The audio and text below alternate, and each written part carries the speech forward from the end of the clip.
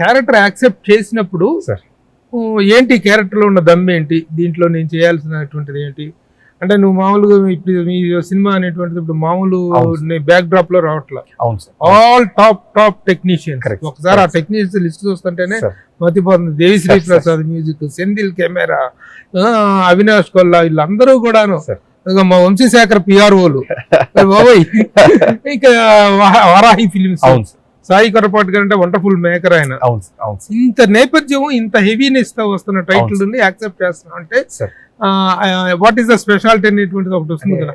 Acceptance అనే కన్నా అది పెద్ద ఆశీర్వాదం. డైరెక్టర్ రాధాకృష్ణ గారు, రాధాకృష్ణ గారు.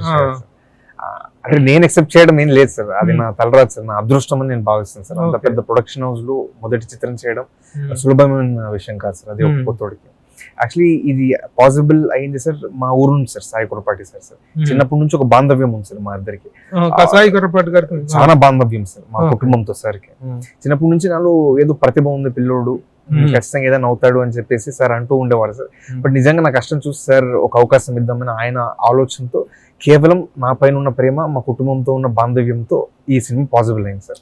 కేవలం నా కోసం ఆయన ఒక ప్లాట్ఫామ్ ఇవ్వాలి, అబ్బాయికి ఒక లాంచ్ ప్యాడ్ ఇవ్వాలనే ఉద్దేశంతో సార్ చేసినటువంటి ఫిలిం సార్ జూనియర్.